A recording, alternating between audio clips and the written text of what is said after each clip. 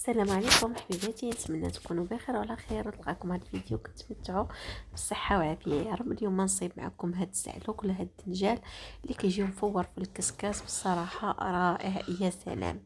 هنايا كما شفتوا البنات ستفس الدنجال درتو في الورمه وزدت عليه هاد الضويورات تاع مطيشه من الفوق، وغادي ندير عليه واحد الحفنه ديال القزبر والمعدنوس حتى هي غادي نحطها هكا الوسط.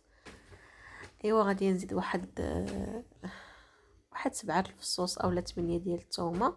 ايوا غادي نسد الكسكيس ديالي ونخليه حتى يتبخر مزيان ونرجع معكم.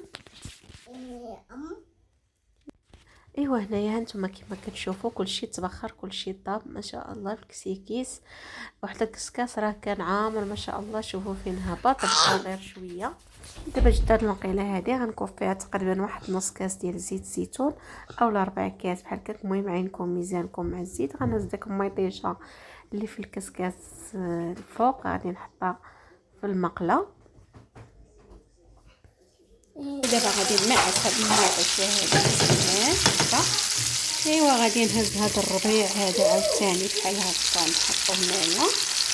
ايوا هاد التويمات حتى هما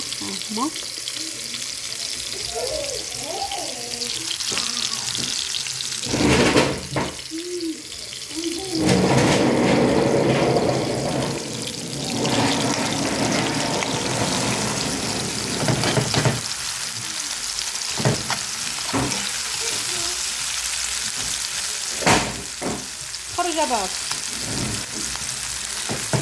غادي نعس بحال هكا.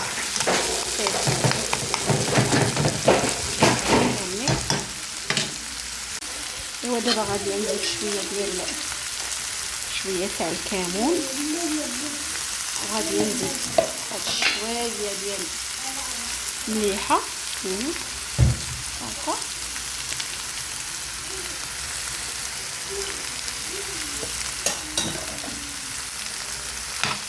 صافي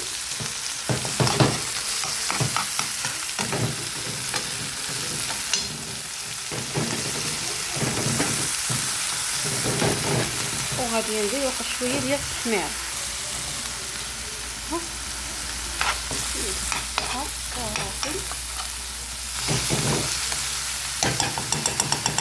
صافي. دابا غادي نزيد عليه هاد الدنجال هذا.